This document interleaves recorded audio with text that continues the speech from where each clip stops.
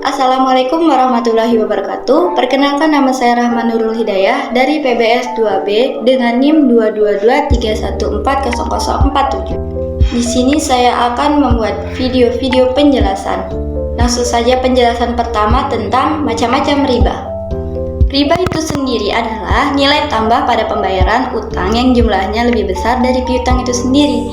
Riba dibagi menjadi beberapa macam, yaitu 1. Riba jahiliyah. Jenis riba ini bentuknya berupa pelunasan utang dengan jumlah yang lebih besar daripada pinjaman pokoknya.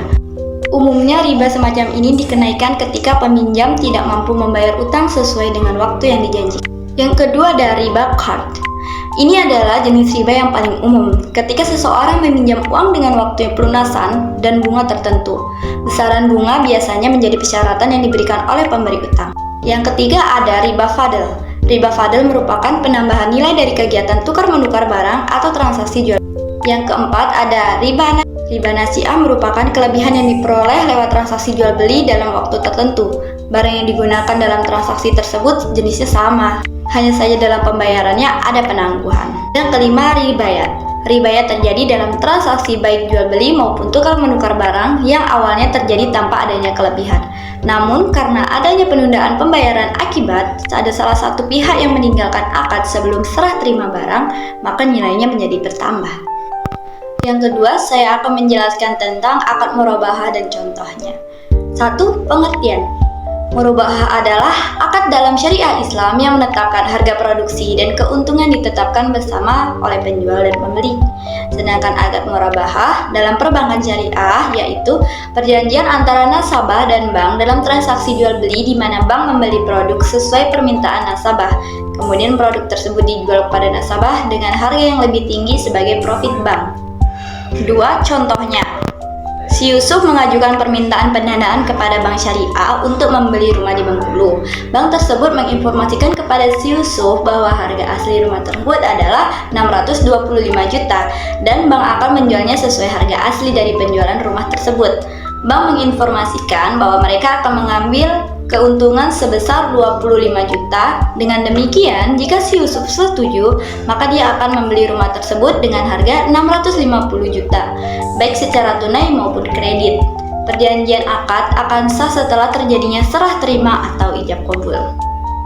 Yang ketiga yaitu menjelaskan perbedaan dan persamaan akad mudrabah dan musyarakah. Mudrabah adalah akad kerjasama usaha antara dua pihak dengan pihak pertama sebagai pemilik dana atau yang menyediakan modal dan pihak lainnya sebagai pengelola usaha. Keuntungan usaha dari akad mudrabah dibagi berdasarkan kesepakatan yang dituangkan dalam kontrak. Sedangkan akad musyarakah merupakan akad kerjasama antara dua pihak atau lebih dan masing-masing pihak memberikan kontribusi dana dengan kesepakatan bahwa keuntungan serta resiko dalam usaha akan ditanggung bersama sesuai dengan kesepakatan.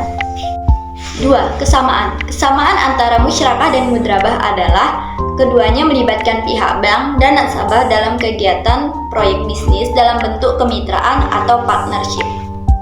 3. Perbedaan. Maka secara sederhana dapat dipahami perbedaan mudrabah dan musyarakah adalah mudrabah hanya ada satu pemilik modal sedangkan musyarakah memiliki banyak pemilik modal.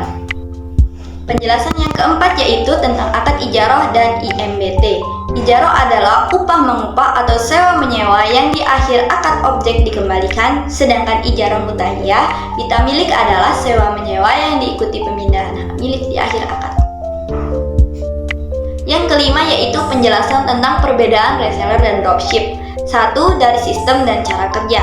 Sistem dan cara kerja reseller mirip dengan pedagang konvensional, yaitu harus stok produk terlebih dahulu sebelum menjualnya kepada konsumen.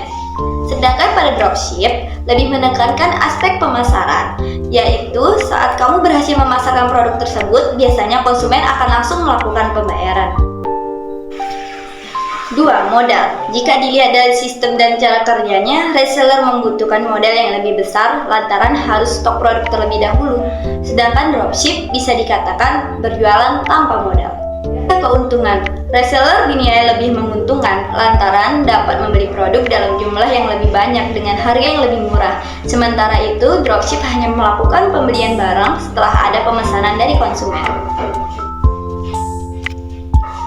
4. Jaminan resiko. Risiko yang umum terjadi pada dropship pun biasanya tidak ada konsumen yang tertarik pada produk yang ditawarkan. Jadi bisa dikatakan jaminan risiko untuk pelaku pada usaha dropship lebih kecil. Reseller juga memiliki risiko yang hampir sama dengan dropship, hanya saja dengan level yang relatif lebih besar. 5. Pelayanan. Setelah penerimaan pemesanan, reseller perlu mengemas dan mengirimkan produknya sendiri. Sementara itu, dropship akan meneruskan order kepada supplier untuk ditindaklanjuti. Yang keenam, menjelaskan tentang e-money dan cryptocurrency. Mata uang digital seperti Bitcoin disebut juga sebagai cryptocurrency, yang memiliki pasarnya sendiri untuk bisa diinvestasikan.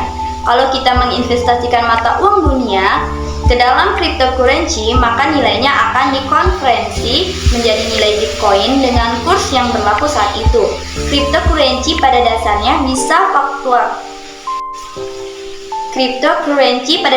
bisa fluktuatif, naik atau turun, sama seperti saham pada pasar modal. Akan tetapi mata uang digital ini sulit untuk bisa diprediksi karena penyebab utama kenaikan dan penurunan nilai kurs cryptocurrency sangat abstrak sekali. Sedangkan e-money seperti GoPay, OVO, dan lain-lain tidak lain hanya seperti mata uang yang disimpan.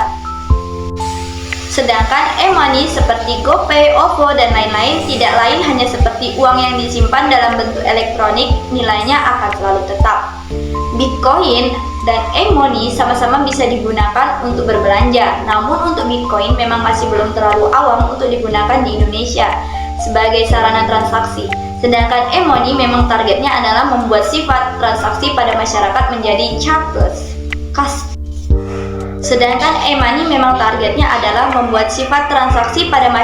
menjadi cashless. Sehingga memang sedemikian rupa dikondisikan sebagai sarana pembayaran di dunia, termasuk Indonesia. Sekian penjelasan dari saya, kurang lebihnya saya mohon maaf.